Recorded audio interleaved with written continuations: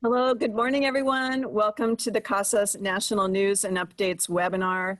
We'll be getting started in just about 10 minutes. So thank you for joining early. It gives us the opportunity to get everyone in and situated before the actual webinar begins. Thank you so much.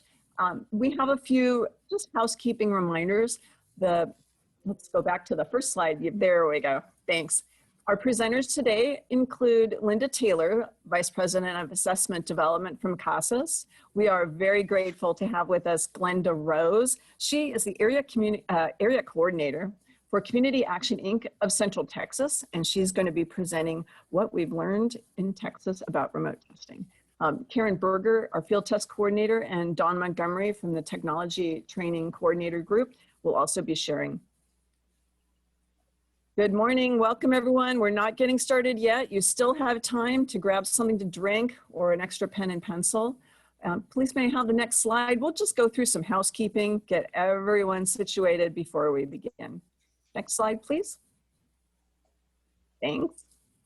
As you notice, here in a Zoom webinar, we have certain housekeeping things that help everyone to stay connected and communicate effectively. So number one, when you come in, automatically your phones or computers are automatically muted, and that's nothing personal. We're just trying to keep order here in the Zoom webinar. If you have technical difficulties using Zoom, we will be glad to help you. We have CASAS employees standing by in the chat box. So post your technical difficulties about Zoom for today's webinar in the chat box. Number three, if you have questions related to the presentation, the right place to put that is in the little box called the question and answer box, or Q&A box. And that way you could place your questions, and if you would require a follow-up or something, you can include your email address and we can contact you afterwards with that. Because there's a large attendance plan today, CASAS staff will respond to unanswered questions directly. So hopefully that's clear. And yes, we do have a copy of the webinar posted.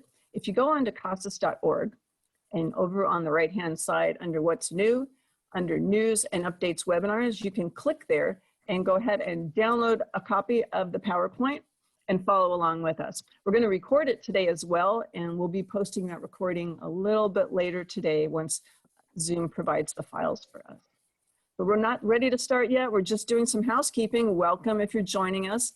Let's go to the next slide, please, and we can just cover a few things. A few quick tips here. Most of us are very familiar with Zoom meetings. This is a Zoom webinar. It's designed for a large number of attendees. So usually down at the bottom of your screen, you'll have this black bar that's got several controls for Zoom webinar attendees, such as the audio settings, being able to chat or click on the Q&A box, or if you need to leave the meeting early, that's the little red button over there. So next slide, please. We'll go through each of these in case you're not familiar. We'll be starting right up at 11 o'clock Pacific, 2 o'clock Eastern. So if you need to go grab a pencil or a cup of coffee, you can do that right now. Now, your audio settings, all attendees except for the panelists are muted during the webinar. So if you can't hear, the first thing you should probably check is your PC or your cell phone. Check your audio settings, like what's my volume on my headset or my internal speakers or my Bluetooth. So you can adjust the volume on your system that way directly. But if you're still having problems, go ahead and put a little note in the chat and we'll get someone from CASAS online to help you diagnose that. You can use the audio settings to turn your volume up and down within Zoom. I know on my PC, I've got this little icon down in the lower right corner that looks like a speaker and a microphone. If I click on it, I've got a sliding bar that goes from 0 to 100%, and I can click on that and adjust my volume. Hopefully that's clear.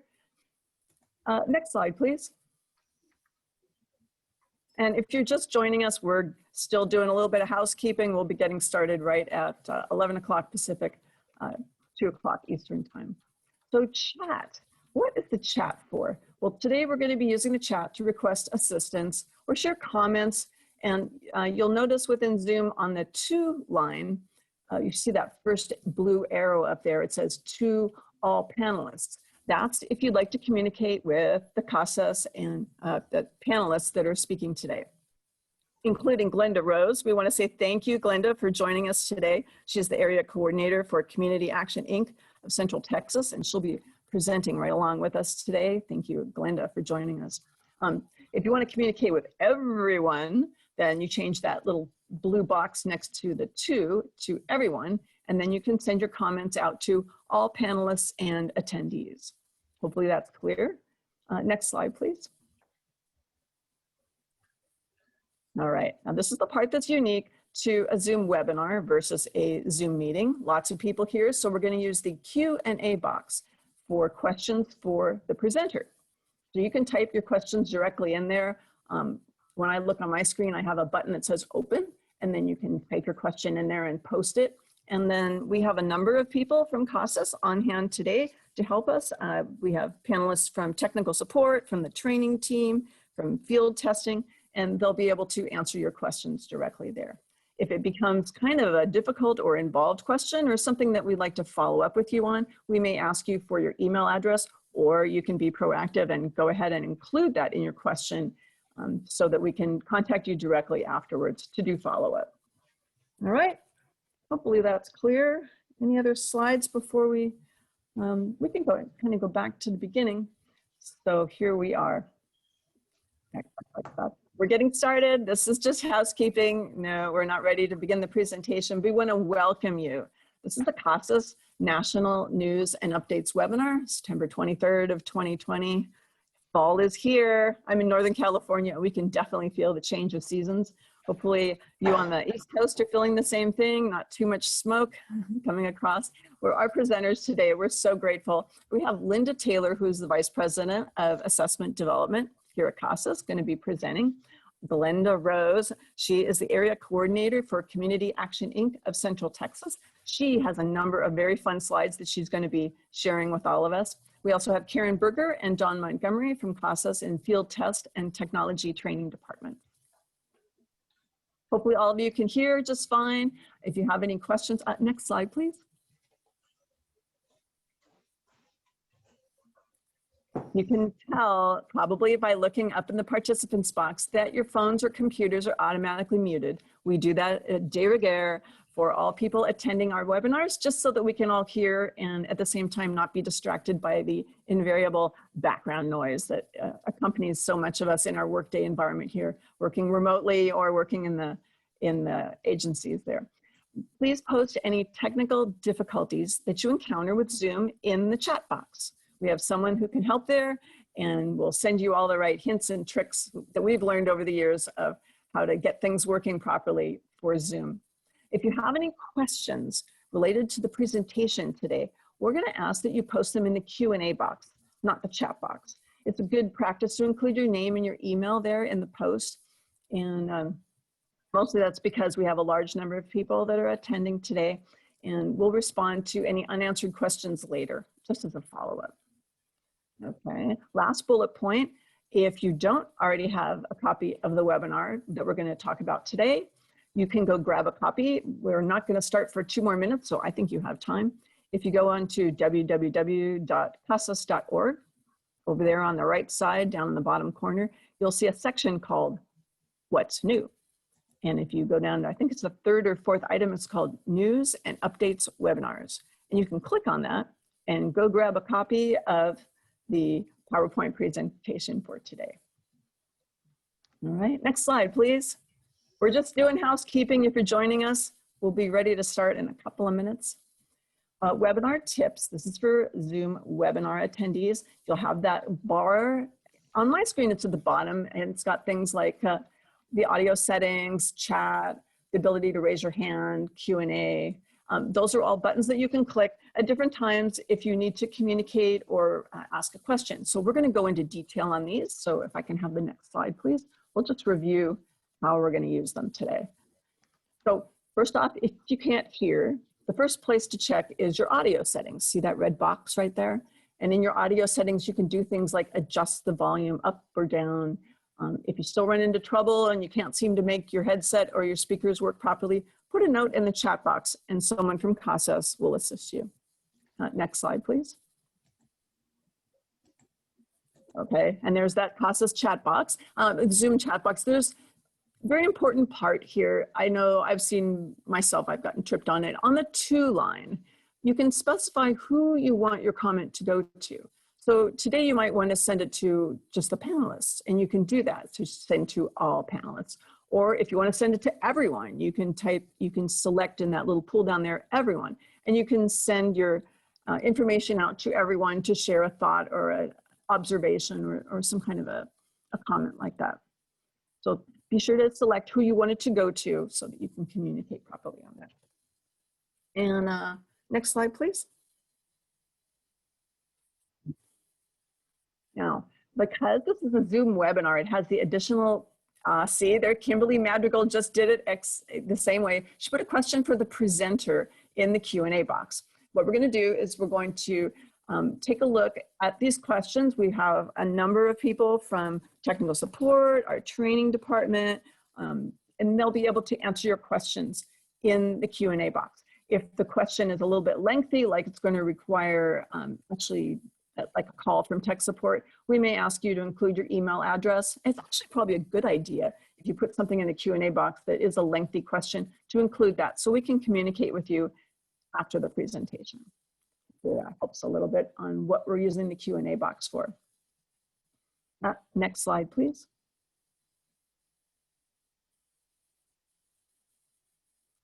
So this pretty much wraps up what I had kind of planned for, but I see that we've still got participants joining. You know, it's almost like a Zoom bottleneck that I've seen this on other presentations. So I'm just going to kind of keep sharing a little bit because we have other things we want to talk about. Can we have the top slide, please, number 1? Unless you want to go ahead, Linda, you can interrupt me if you'd like to dive in. I see the participants count, we're over 500, but shall we just wait a couple more minutes, or would you like to start? Let's wait just one more minute and then we can start. Sure. If we go back to the first slide, I want to just say thank you so much to our participants today who will be presenting. Glenda Rose, she's the area coordinator for Community Action Inc. of Texas, and we're just delighted to have you, Glenda. Looking forward to your presentation. Also, Linda Taylor from CASAS is going to be presenting a bunch of new and interesting features, things we've been adding in TOPS Pro Enterprise and e-tests, a few new things that are coming along soon, and some observations from the field, including some quotes on what it's been like doing remote testing and administering some of our new features, specifically the Reading Level Indicator, or RLI. Because we're in a Zoom, next slide, please. A little bit more on that.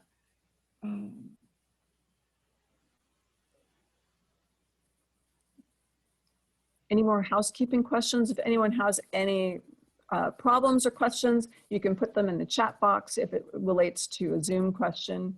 If you have a question related to the presenter, go ahead and put that in the Q&A box and we will answer them quickly. If anybody is looking for a copy of the presentation, it's posted. That's on casas.org. Down in the right corner, under What's New section, it's called News and Updates Webinars, and you can get a copy of the PowerPoint there.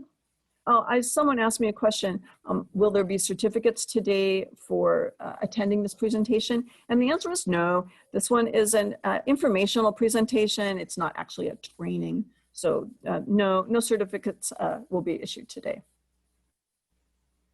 Any other questions or comments? I see we're approaching 600 participants. Thank you all for joining us today. We appreciate that you're taking an hour out of your day to find out what's new and exciting, what's going on at CASAS, and to be able for us to share with you some of the things that we're hearing from around the United States. People doing remote testing, administering all different kinds of assessments. Linda, are you ready to begin? I have 11:04. Yes. Okay, ready. Great. Hand it over to you, Linda. Thank you so much. All right. Welcome, everyone. We're so glad you could join us today. My name is Linda Taylor with CASAS, and we have an exciting agenda to share with you in our monthly webinar. Just to be clear, this webinar is informational. It's not a training. We have a lot of information to share, that some new, some of you have been coming maybe faithfully every month, and so you'll have some things that you've heard before, but we want to make sure that some of the most important things we do repeat. So please bear with us there. Our agenda, to quickly go over it, is that we're going to give you an update on our CASAS NRS approved tests. Then we're going to spend some time, last month we introduced the CASAS Reading Level Indicator, known as the RLI, for provisional placement. And we're going to be sharing information about that today, not in as much detail. So if you want to get a more detailed view, you can go back and hear last month's webinar on that topic. And we can announce now that the paper version of the RLI is available to ship.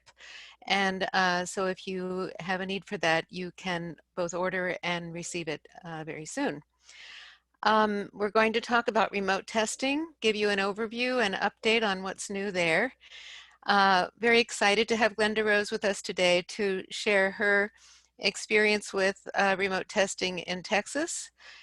Then we're going to end the session with letting you know about field testing opportunities, what's going on with training, CASAS training on our website, and some new results that are available now in our TOPS Pro Enterprise reports for HSE results and likelihood of passing.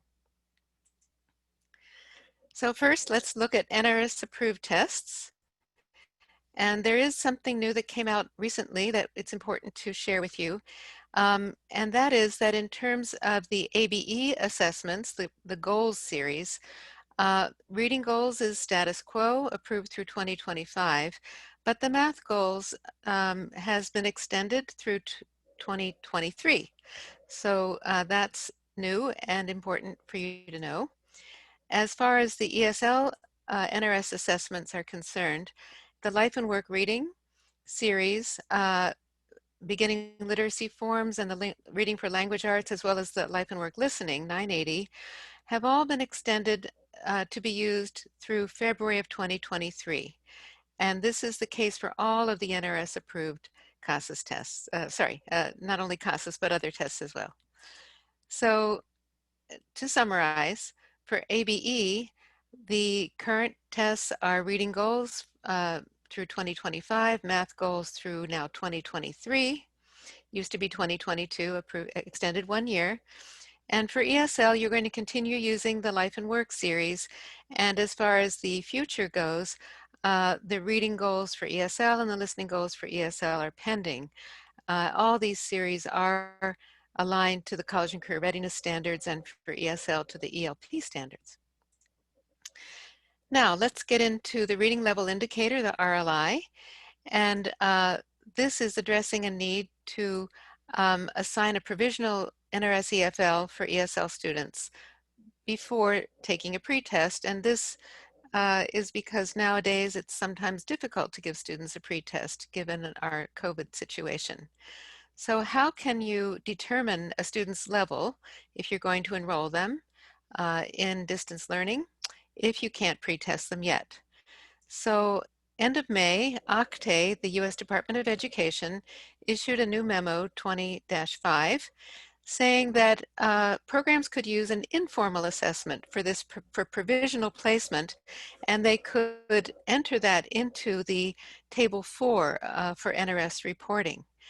So programs can use an informal assessment of their choosing. Something they've developed that works is fine, but we felt that it would be useful to also create something that programs could use that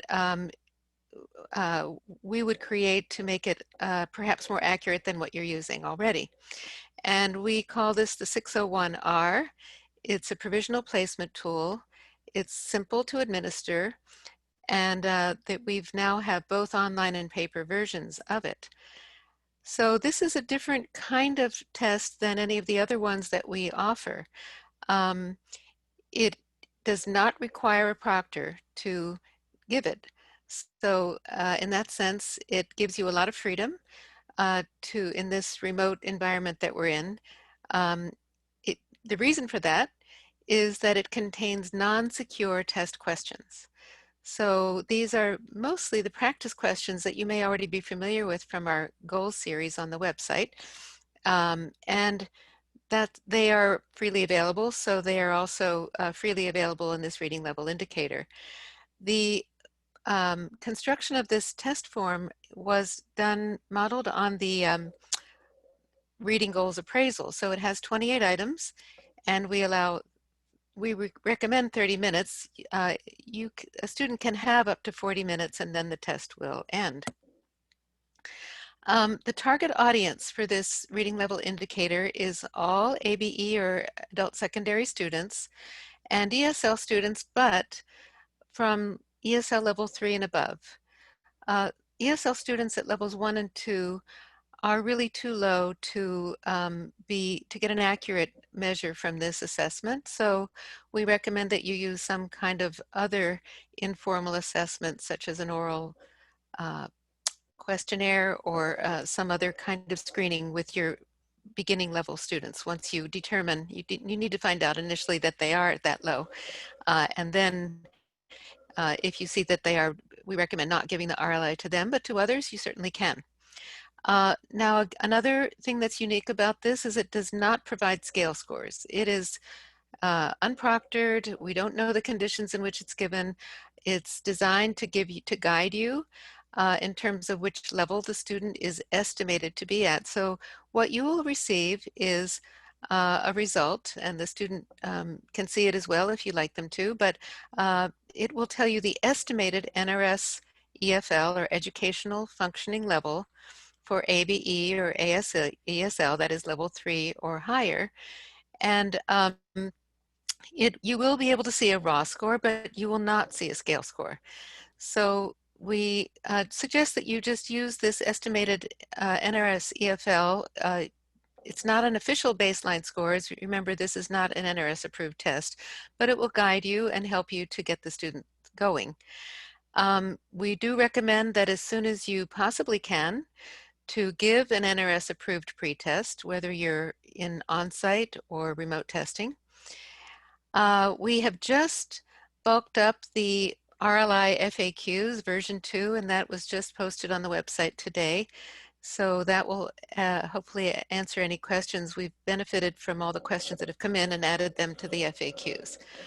So please remember that this is not an NRS approved test, and it may not be substituted for an NRS approved pre or post test to get MSGs. So it's something that's there for your convenience. It's easy, not proctored, but it's not an official NRS approved test. So just to summarize, and also to let you know that for the online version, as opposed to the paper version, we have created a video, step-by-step how-to video of how to get this set up, sent out, and processed using the online version. For programs that are already set up in eTests and TOPS Pro Enterprise TE, this is free. So there's no charge for, there's going to be no WTUs or TEUs deducted. It's completely free. And another aspect of this RLI that is, I think you'll find very appealing, is that it can be given on a mobile phone or on any device that the student chooses to use. So that gives additional flexibility for using this. It'll run in a standard browser, and again, no proctor, no scheduling. The invitation to for a student to take this comes from within TOPS Pro Enterprise. So you do need to enter their email or SMS or text into TE in order to send the invitation out of TE, and then the student clicks on that link and can complete the test on their own. So this will give you an idea of what it looks like in TE in the student demographics lister. And in order to generate one of those invitations, there's a button on the top right that says Send RLI Invite, and that will get it going. Another very important thing we want to share with you, and this is from a lot of feedback we've had from those who've used it already, is that it's essential for the student to go through all the questions and click this button that says End Test to submit their results. Otherwise, their results will not be recorded in TE. So we do, that's something that you can send out in your introduction to students about this, and really make it clear to them, emphasize that ending the test is very important. And still, though, you would want to encourage them not to guess, because this is an appraisal or locator replacement tool. So we don't want them to guess too much, because that way they could be placed in a level that's too high. All right.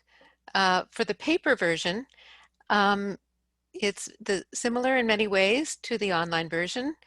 One of the things that's different is that the agency would have to send or deliver that paper test out to students, then have a way that you explain to students and provide a way for them to send back their answer sheets and the test booklet. And then you have the ability to either scan those answer sheets, or if the agency wants, they could simply hand score them. We do provide test administration directions. It comes when you order these paper tests at no cost. And in those administration directions, you'll see the scoring chart. So you can order from the online catalog at CASAS.org if you have a need for the paper version of this RLI.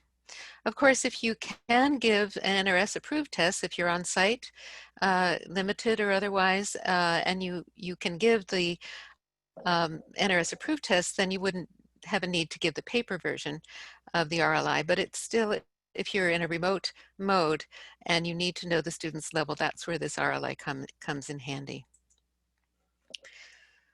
Okay, I'm going to move on to the remote testing. Here, these are the benefits that we've been telling about for a long time. Of course, you can use remote testing to give a pre-test or post-test. It gives flexibility, and we hope that it will become, in addition to using it now, something that's a regular and essential part of your program. The thing that seems to be most uncertain these days, we keep changing this every month, and the thing that is now, it seems unsure, is whether you're able to do on-site testing. We know that many of you would love to, and of course you can test more students at a time that way, but some of you out there I know are uncertain still about whether that's going to be possible, if and when. Equity concerns are very much there, and all of this has brought this very much to the surface. And hopefully in your districts you're able to do something about that, with whether it's providing devices to students or helping them with bandwidth in some way. The student test environment can be a challenge, of course, testing from home. And the high staffing costs of remote testing are there because often it's because the proctors are uncomfortable. Even if you could test more test takers at once, it takes proctors some time, or they may not become comfortable with testing more than 1 or 2 students at a time. So this is another inbuilt challenge to all of this. This is the first time we are sharing this. We have done some preliminary analyses on comparing remote and non-remote test administrations during COVID. And when comparing the mean test scores of the 2 groups that we had, we found that test performance is consistent among remote and non-remote test takers. This is very reassuring because we really haven't known whether it would be comparable. But from this preliminary data, it looks like the results are comparable. Also, because in remote testing we could have a concern that it could take longer, and but what we found that in the allotted time that we ask you to always allow for the test takers are able to finish in that time, and that's true for both the remote and of course the non-remote time frames. So wanted to share this we think, very encouraging news with you that it seems not to be having an effect on students' performance. These are the 4 approaches to remote testing that we've been sharing. Nothing has changed with these, but just wanted to refresh your memory, or if you're new, these are the ones. I imagine some of you are just now getting started with remote testing, so please go to our website. I'm going to go there in a minute and we'll show you. This is a summary of the approaches and the characteristics of each approach. Now, I want to share that well, first of all, the approaches that we have out there now, we do consider to be temporary. And we are doing additional development, and we plan to eventually replace some of these solutions or add to them once we are able to develop additional ways to do remote testing. Some possible new directions that we want to share. One is the ability to test up to 12 students at a time rather than up to 5, using approach 2 or 3. And we would like to pilot, I'm going to share more about this in just a second, also remote testing of listening on phones as a pilot. We are currently developing the ability to integrate video conferencing right into e-tests, embedded into e-tests, and we think that will streamline the process for you. Another thing we are looking into, and we'd like to get your feedback on this, is whether you would be interested in having an option to do third-party proctoring, that is an other service, not your own proctors, but that you would pay a fee, and another proctoring service that only does this sort of thing would be giving the test on behalf of your agency. CASAS would need to work with that third-party proctoring service, which we are ready to do depending on field interest. So if this is something that interests you, please let us know. You can email at remotetesting@casas.org if you are interested in this. So as I said, a pilot using up to 12 students at a time with just the remote approach 2 or 3. Those are the only ones that allow multiple test takers. We invite you to let us know if you would like to try this out. It could be done in a variety of ways with staffing from non-e-test certified proctors. Other types of staff could be part of it. So if you'd like to be part of this pilot, please let us know. This would be those of you who've already been doing, let's say, up to 5, but you'd like to expand it to up to 12. Another pilot is if you'd like to try out one-on-one with mobile phones. We have an app that would be installed that gives some test security on the phone. And so we would invite you, if you're interested, to let us know. Again, let us know at remotetesting@casas.org if you would like to try this out, and we can give you permission to participate in the pilot. Otherwise, as you know, I think testing on phones is not permitted. So some considerations and scenarios that are emerging.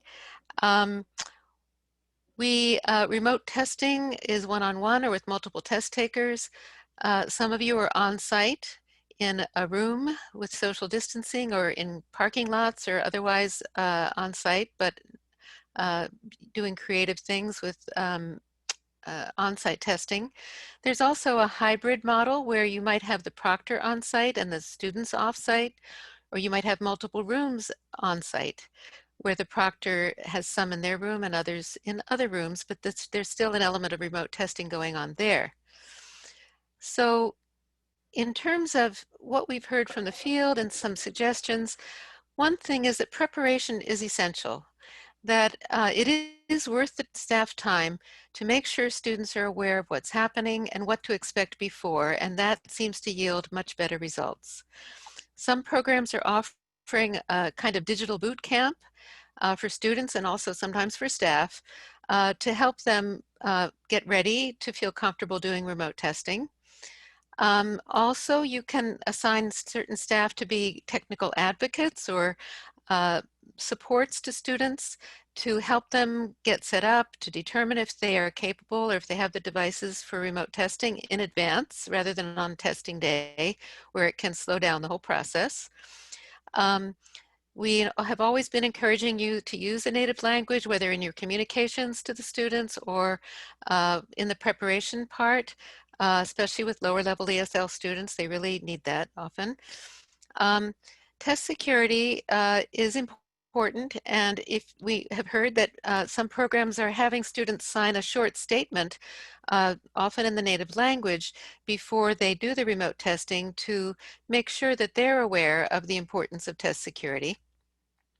And then we've been having this support for a while, but the practice items in the CASAS e-test sampler are a good way for students to feel more comfortable if they're new to CASAS testing. You can share that with them before they come to test so that they're familiar with how the test looks and how it goes. Some other innovative ideas for remote testing that using remote approach 2 or 3 is to start small and add more test takers when you're comfortable. An idea is that if a proctor is on site, they could project their screen onto the wall, or even if they're at home and they can do it, that way they can see the test takers better if they have a smaller screen. In many programs, they're doing multiple test takers, but for the lower level learners or students with other devices than the Windows 10 or laptops or Chromebooks, they are doing one-on-one with the approach 1 or 4. Again, good to involve a variety of staff, not just the proctors, and go ahead and try testing up to more than 5 students with more than 1 proctor, such as for example, 2 proctors that they 10 students, if that's another way to make it more efficient for your program. If you're doing on-site testing with social distancing, you could still do remote testing as an option for those that are, you could do remote testing, but then have on-site testing for those that are uncomfortable with the remote, or vice versa. You can use a cafeteria or some large room, not the usual computer lab, and that way you can have multiple proctors and have social distancing. A large room with laptops, again, will help with social distancing instead of the computer lab. Another innovation is to try cameras that can span the room and be able to, they'll let you see more of what's going on with what students are doing. So that's something that we can give you some information about the kinds of cameras or where to position them in the room so that you can get a better view of students. Let's say you're on site, but you have students in another room, or even on site in the same room. It'll help you to see what's going on. Some programs are using plexiglass shields on site to give more protection during COVID. Another idea is to use an outdoor room that has an outdoor entrance that gives a little more safety so that students can wait outside as long as it's not too cold out. And then another tip, if you're doing paper testing, the Library Association has done research and found that if you wait 4 days to reuse test booklets, then the virus should no longer be active. So hopefully this will help you with on-site testing ideas. All right, now I want to introduce Glenda Rose, who is going to now do a presentation for us on remote testing. That was really close. I have somebody testing in the other room that got a little confused. Okay. The proctor, I mean, not the student. Okay, can everybody hear me okay? Yes. All right, that's always a good thing. So yeah, I'm Dr. Glenda Rose. I work for Community Action Inc. of Central Texas, and we have the grant for WIOA for the 9 counties surrounding the capital of Texas, Austin. So these are very rural. It's called the Rural Capital Area. And so we have some challenges that I'm sure other people in rural areas have had with the remote testing. And I just wanted to share how CASAS came to Texas and what we've been doing in this past year as things have been unfolding. So we got CASAS officially as a NRS test for our state, and we had our first training of trainers April 8th and 9th in 2019. So when I say we are learning, we are definitely in the learning curve.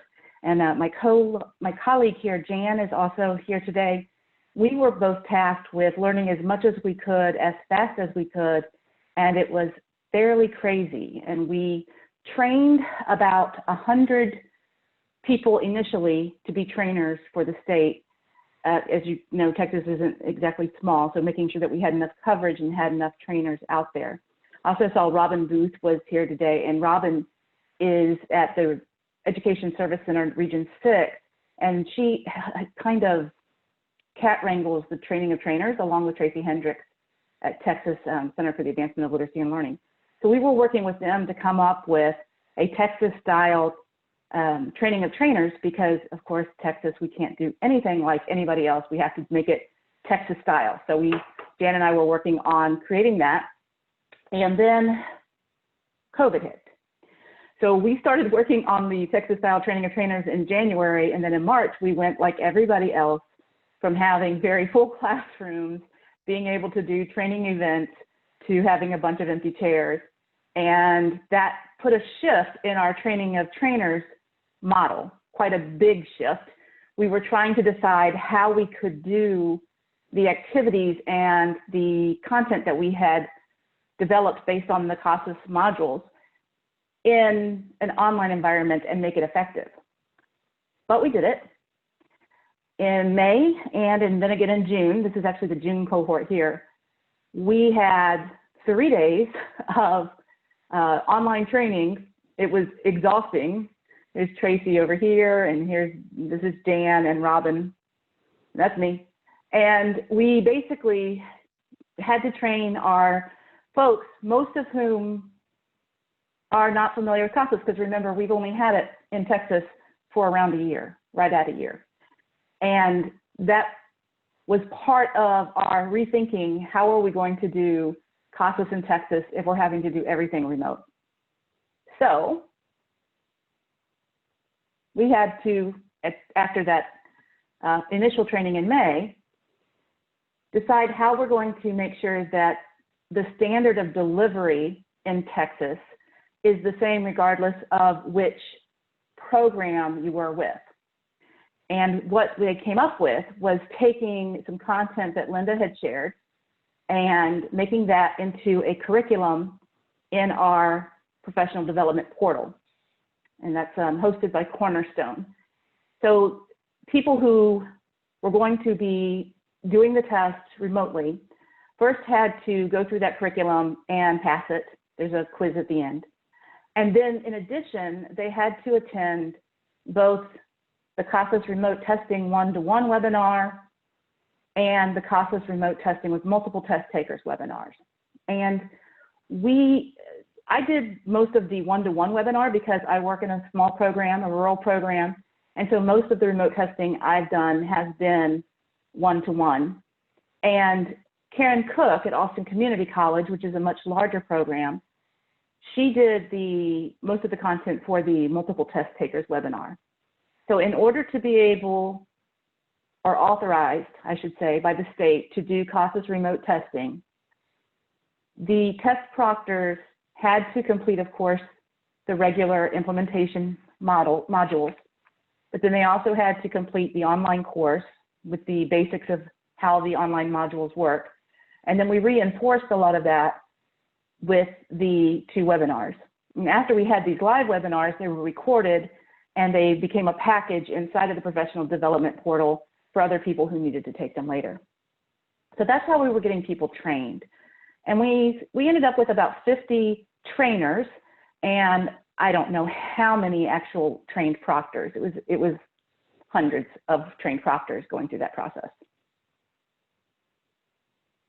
Then in July, what we found was, even though we had our regular implementation basics training, and then we had the online remote piece, and then we had the 2 webinars, that people were still struggling. So we had a general deeper dive into best practices for remote testing and Karen Cook and I worked a lot on trying to show some of the things that needed to take place before you actually start testing. So it was more geared toward the program level, trying to figure out how do you develop your standard operating procedures? How do you experiment to get to what is actually going to be your standard operating procedures? A lot of times we like to think that we can have the SOP, that procedure in place first and then follow it. But in this environment, we had to do a lot of trial and error to see what was going to work. And that's what we did here. So we've done all this, and there's Tracy. We did all this training, and what we found was there were still a lot of issues. And I'm sure I'm not the only one out there who has had that happen. So here we go. With all these issues, what were the three main problems that I've seen or I've been asked about from my colleagues around the state? And the biggest one, I think, is digital equity. And then the second one after that would be digital literacy. And then one we can never escape is just that tech happens. It just happens. So let me talk a little bit about that. In my situation, digital equity doesn't really fall along the socioeconomic continuum. It really is a rural versus urban situation. So I'm in Bastrop. Bastrop has 7,500 people who live in town, maybe 70,000 people in the county. So if I'm in town, I can get internet and it's pretty good. And if I go outside of the town even a little bit, the signals get worse and worse and worse. So for example, I have a very good friend who has this beautiful house further out in a neighborhood, but in a outskirts part of the county, and she cannot get internet. She was bringing her children here to my office so that they could do some of their schoolwork in the spring because the internet just didn't run that far. And, you know, we tried a hotspot, but the problem is, if the problem is there's no signal, the hotspot doesn't help. And that means that if you could hotspot, the other issue was if you could hotspot, what I found was my students who had these unlimited data plans from these smaller companies, not the big, you know, Verizon or Spectrum or any of those, but the smaller companies who had the really cheap data plans, unlimited, you know, 4 phones for $100, they don't tether. So you can't use your phone as a hotspot. So even if I lent them a Chromebook, they still wouldn't be able to take a test or participate because they couldn't get the data from their phone. We even had one student who bought a track phone just to be able to connect to the data, to be able to use the devices for her kids. So what are our solutions? One is drive to town. The problem is everything was closed. So you can drive to town, but then you have to sit in the McDonald's parking lot or the Starbucks parking lot or the high school's parking lot. And this summer was extraordinarily hot here in Texas. You know, it's always hot in the summer, but this was a really bad summer. It was over 100 degrees most of the summer. And some days it was 110, 113. And you can't sit in a car and be able to take your test in that situation. So we were finding that I would have to schedule tests at 6 o'clock in the morning or, you know, 9 o'clock at night because it's kind of a high desert here. So the temperatures in the morning are much cooler. So they're in 70s basically. So in the daytime it's 110, but at night it's 70s. You can actually survive and not be too uncomfortable. The other thing that I ended up doing a lot of was connecting students with other students who did have resources. So if they lived in the same area and I know that, you know, Anne over here has a laptop and she's willing to let Judy use it, then trying to connect them in a safe way where they can share those resources and be able to take their test. So those were some of the creative workarounds. I would love to hear what your workarounds were for getting the test to my rural students. It was very challenging and we took a lot of trial, but we started getting much better at it. And at about that time, things started opening up where we could do more face-to-face. And that was always an option. We did bring students in to town, into Bastrop Learning Center, and just one at a time. So they would, one with the mask, be in a room by themselves, and the proctor and take the test that way. If we absolutely could not get remote, the problem is we can't have them bring their kids or anything like that, which was another issue if they were testing at home, which we'll talk about in just a minute. So any comments that people would like to make about the rural versus urban or other solutions you came up with? We need satellite capability testing. I don't know how to do that. What is tethering? So tethering means I can actually put a cable on my phone and put it on my computer, and I can allow my computer to use the data coming off of my phone. So hotspotting is the same thing, you just don't have the cable. So it's a way of using your phone data to access the internet on a computer.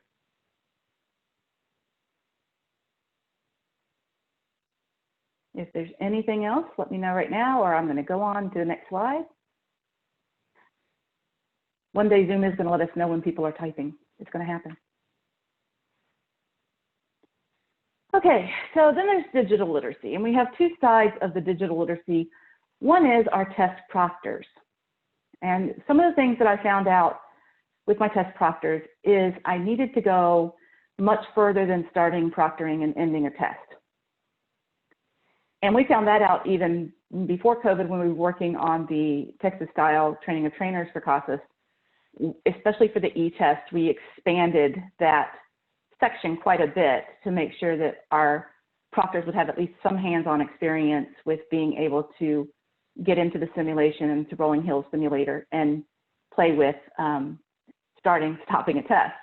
But when we're talking about remote testing, there's other things that they need to be able to think about. And I had, for example, one proctor who came in and was trying to start the test, and there is something very bizarre about our company-owned laptops and Chrome. Every time Chrome updates, it will not work. And to make it work, I have to go in, delete the old version of Chrome, and change the new version of Chrome to a name that doesn't have the E, so it's CHROM, and then it'll work. But that particular proctor didn't know that that was the issue with the computers and didn't realize that he could use a different browser to conduct the test. So something like that, which may not seem major, but it was causing test anxiety for the test proctor because he couldn't get it started in Chrome, which is what he was used to doing, his step-by-step open Chrome. And when that didn't happen, he just didn't occur to him he could go to Edge or Explorer or Firefox or something like that and go ahead and get the test started that way. Also found it was important to train in stages. So yeah, maybe I start with just the basics, but also add things like how to manage the different browsers or how to talk to the students before and after the test to make sure that we're maintaining test security and validity and that we're doing the best by the student as well as by CASAS that we can to get good data. So what I also found was the lists, the checklists for the proctors are great, except they only tell you what to do, and they don't tell you why you're doing it. And Adult Learning Theory 101, if I can't have them make a connection about why they're going through these steps, what is it that they're actually doing when they're starting a session, when they're adding devices remotely using the code, why are we giving them the code? What are we going to do with looking around with the camera? Why are we doing these things? Then it didn't make as much sense to them, and I would find that they possibly were skipping steps or not making them as effective as they could, which makes the test take longer. In my mind, the worst thing is if you're not understanding what you're doing, the reason behind it, then you fumble more, and because you're fumbling, the whole setup takes more time, and that can get really discouraging for both the student and the proctor. So I found out that when I was doing training, it might be effective. My dad used to play this what-if game when he was teaching me to drive. So the what-if game kind of goes like this. I'm sure your parents probably played a similar game with you. I would be driving, my dad, there'd be a truck in front of me, and my dad'd say, "You're assuming that those brake lights work. What if those brake lights on that truck don't work? Do you have enough time to stop?" And so I would start playing these what if games in the training and asking people, okay, what if right now the computer just shuts down? What is your next step? What if this student suddenly loses video? How are you going to contact them, make sure that the video comes back on? What are you going to do? Are you going to have to interrupt the test? Are you going to have to abort it? At what point do you make those decisions? So the what if game ended up being very, very useful. And then also, having a clear standard operating procedure, once you've worked out most of the kinks and have something written down that people can go back to, because as you know, if you train and then they go out into the field and they've forgotten something and they kind of make up their own rules.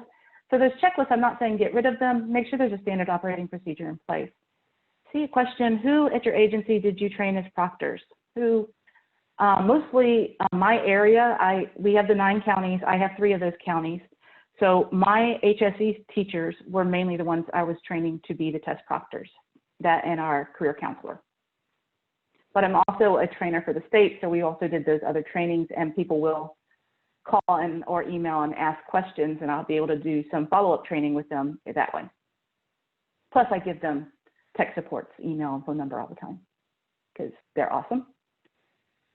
Okay, any other questions about the test proctors, about how to stage that training a little bit differently so that they feel more prepared when something goes wrong, because something's going to go wrong.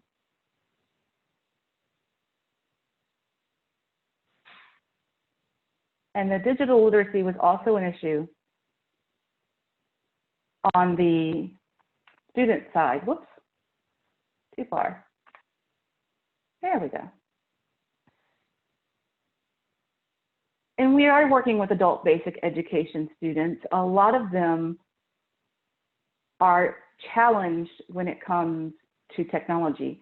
And I found this surprisingly to me, not only to be true of my older students, but my younger students as well.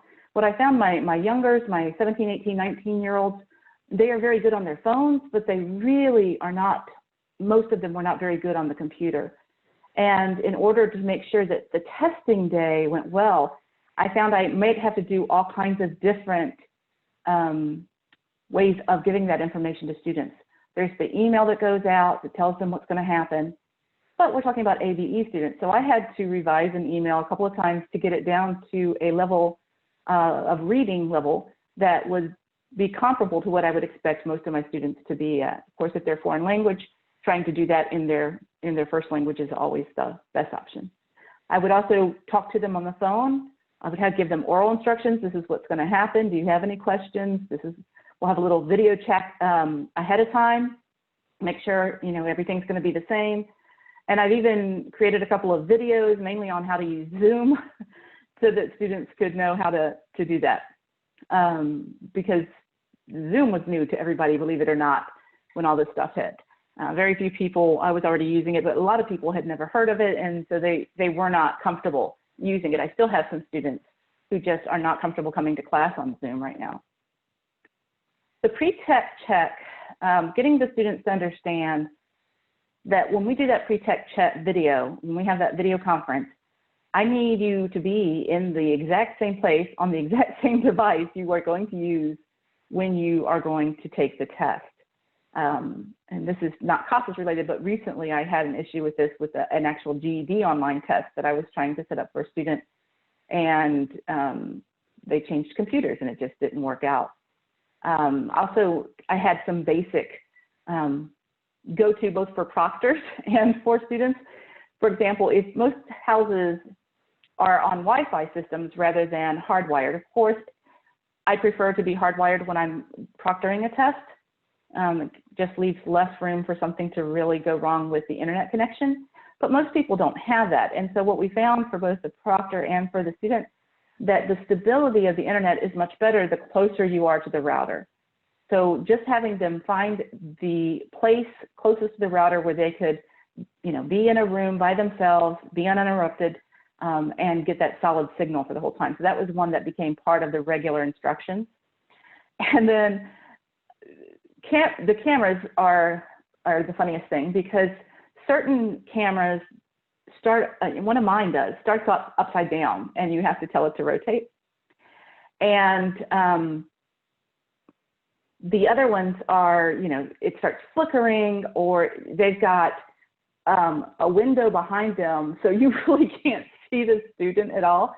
It's just all completely backlit. So trying to adjust that so I can actually see what's going on in the room and have some control over that. So talking to the proctors as well as to the students about how important it is for that camera to be in a position where I can see very well, and also that it's in good working order. And then last but not least, sometimes you just have to reschedule. You just have to give it up. It's not going to work. I've only had to do that twice where I had to reschedule students because they just could not seem to follow the instructions. And after a certain amount of time, the frustration level, not so much with me or the proctor, although it could be the proctor, but for the student, I don't want them going in to take the test when their frustration level is so high, because that's going to invalidate my results in my mind. It's going to make it not a good test. So rescheduling it, giving them some additional instruction in how to use their device, those are good things. Do I have the instructional videos for Zoom? I have them. They're not very good. Most of them were done with Screencastify, and so I deleted them once I sent it to the students. If they were having problems, I would make a video, or the proctors for that matter. I would make a video specific to the question that was being asked, and because I used the free version of Screencastify, which means I don't have a lot of storage, then I would delete it. So I could make one for you, but I don't think I have any that are just ready, except for perhaps the one on Zoom. Any other questions on the digital literacy piece?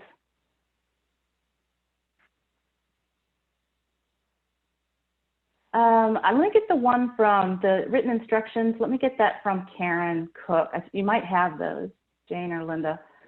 They're really pretty good letters. If not, I think Robin can probably get a hold of them for us. Robin Booth, I'm nominating you, volunteering you to do something.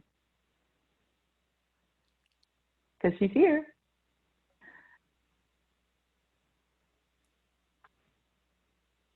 So basically when I'm talking about those video instructions, I didn't create a set of them that I would regularly set out. It tended to be just-in-time training. And a lot of it had to do with this issue of tech happens. You know, I always say the difference between tech-savvy teachers and non-tech-savvy teachers is the tech-savvy teachers expect something to go wrong. We just expect it. So it doesn't usually cause us any great problem. We have a backup plan. We might spend a few minutes trying to troubleshoot it, and if that doesn't work, we'll go to a different plan. What I found is that most of the proctors don't have the basic troubleshooting skills, like moving closer to the router. Okay, it seems to be unstable. Excuse me, I've been talking. I need to get a drink real quick. And you know, if something happens, going through the questions about, okay, what happened? How did it happen? How do I fix it? Give me 1 second, guys.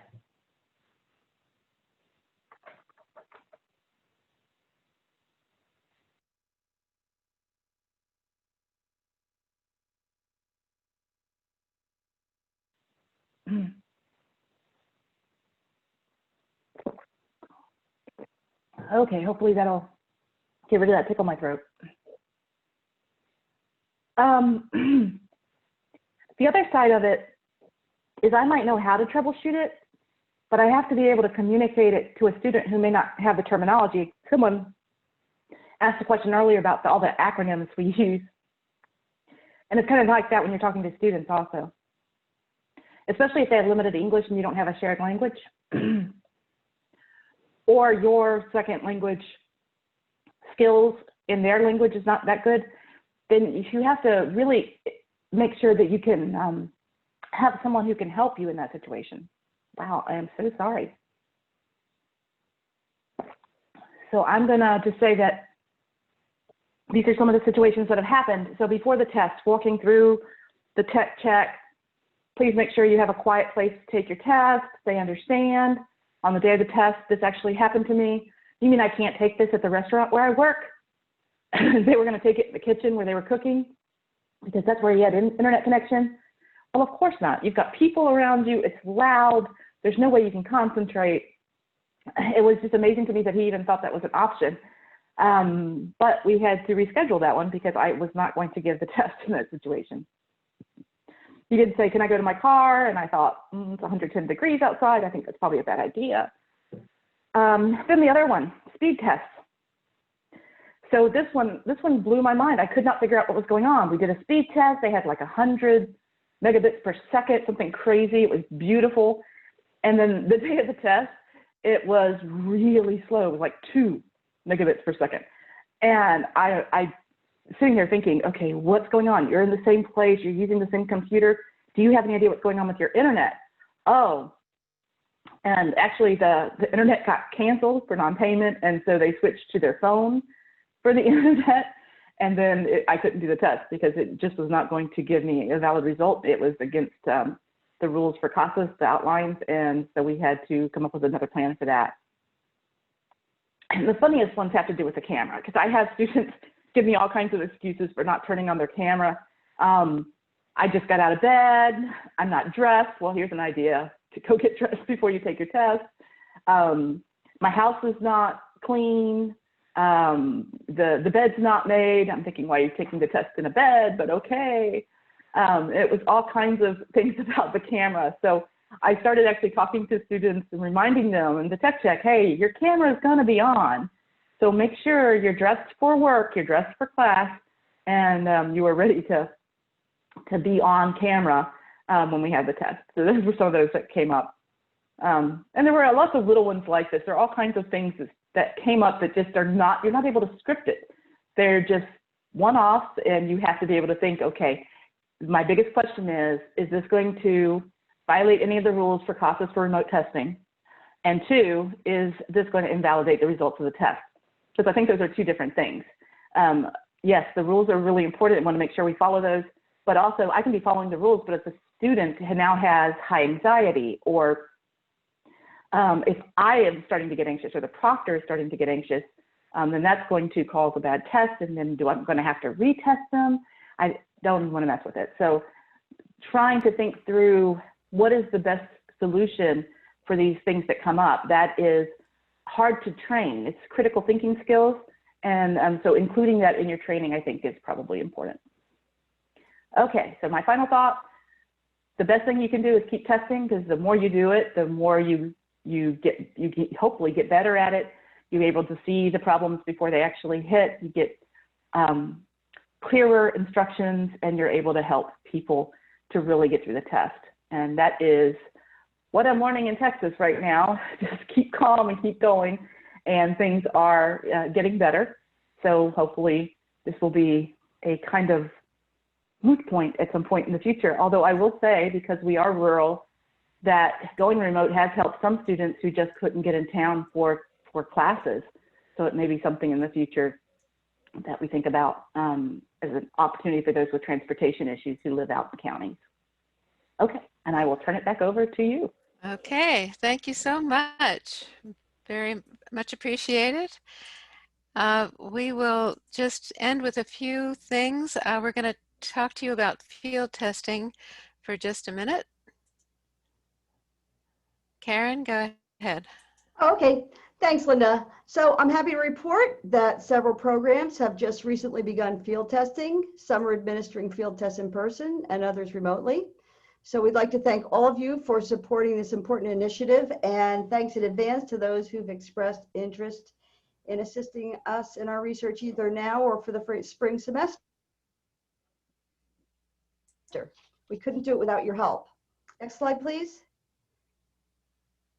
So field testing is a vital part of developing our new tests. We use the test results to develop assessments that are valid and reliable for all adult learners.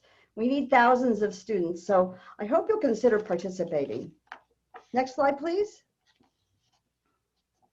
We are currently in the final form studies, which is the last stage of field testing.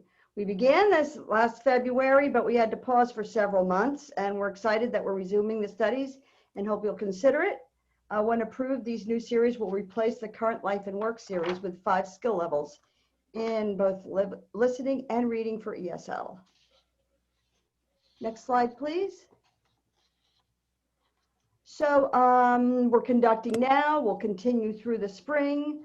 In appreciation of your time and effort, your learners receive a $5 gift card for each field test they complete, and Participating agencies also receive complimentary web test units. We work closely with your staff to set you up with testing sessions and provide you with detailed instructions and to help ensure a smooth delivery. Next slide, please. So if you're interested in getting started, we have something new on the website. Now, when you go to the CASAS homepage, you can click on the field testing opportunity button, and that will take you to our field testing page where we have resources, including frequently asked questions, FAQs, and study descriptions of the current opportunities. You can contact me directly, or you can just email fieldtesting@casas.org, and we'll go back with you as soon as we're able. Thanks so much for considering this, and I hope to hear from you. So thanks, Linda, and I'll turn it back to you. Okay, with that, we will formally end the webinar, but we are able to stay on and answer any questions that anyone has. So please feel free to stay on and answer questions in the Q&A. We have put some links to things in the chat.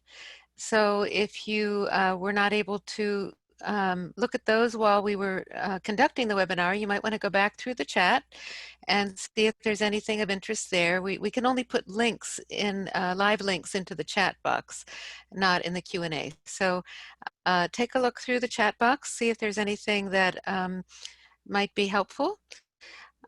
Just to remind you that we will be posting the webinar recording on our website. And so if anyone in your program wasn't able to attend today, we would encourage them to go listen once it's posted. We usually get it up later today. And thank you all so much for taking time. We know it's a busy time when you're getting back to your fall terms, and we appreciate that you took the time out. And please do join us next month, third week of October, for our next national webinar. So thanks again for participating. And as I said, we'll stay on for questions.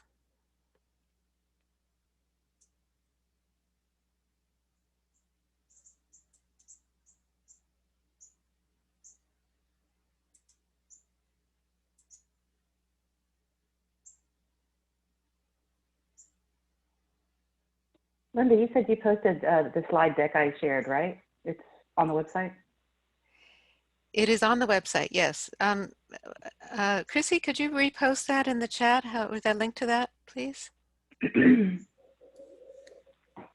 Sure.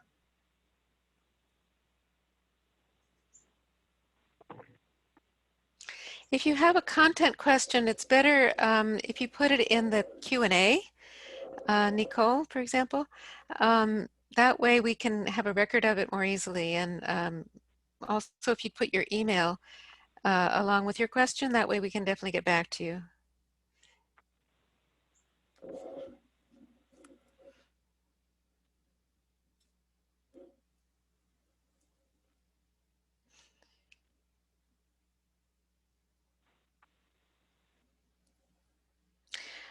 Actually, if for those of you who are still on, I can take you to the website right now, and that might be a good way to answer some of these questions that are coming up.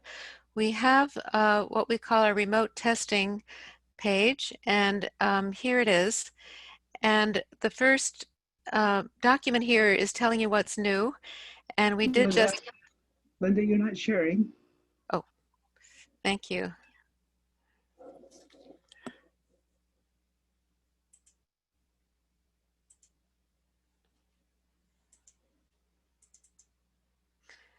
Now?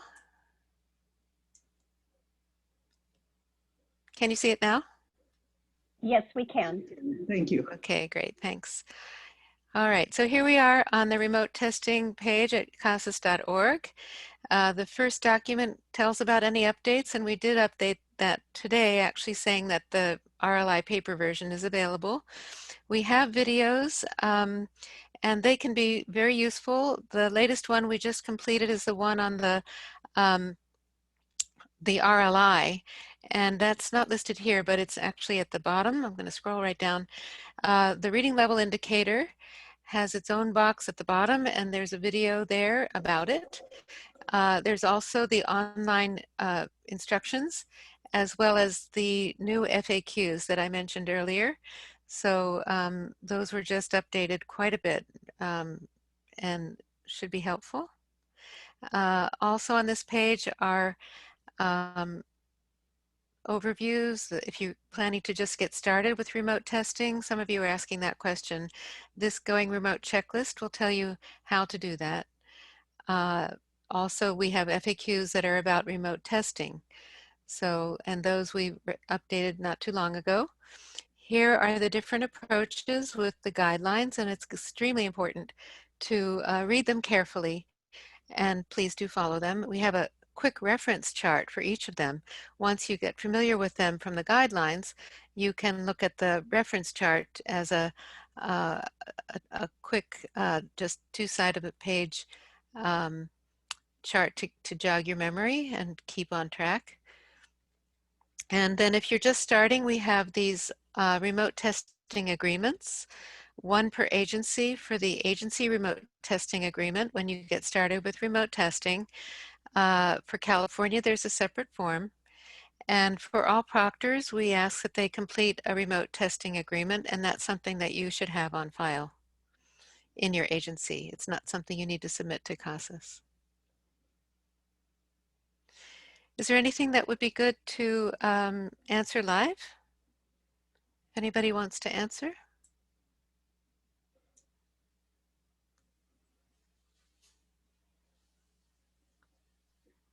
I see there's a question about making a training video on proctoring multiple test takers remotely. We had originally planned to do that, but we're finding that there's so many different variations. And so maybe others would like to contribute. Go ahead.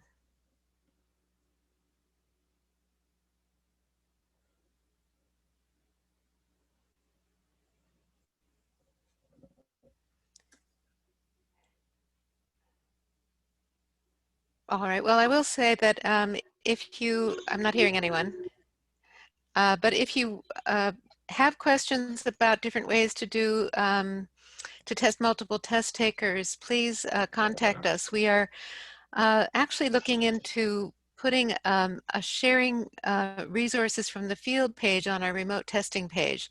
And that's something we hope to have up and running shortly, and we'll be able to share it at the next webinar, if not sooner.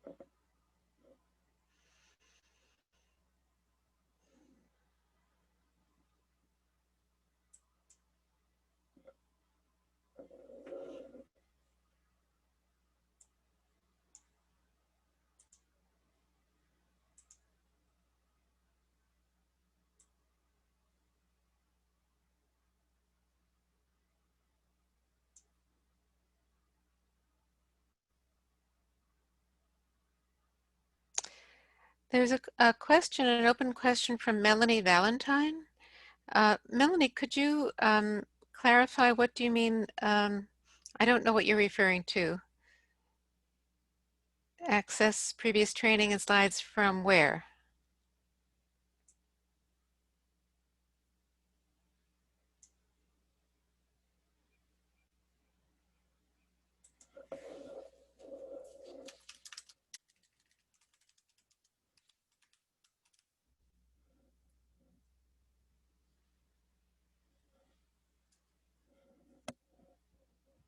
Okay.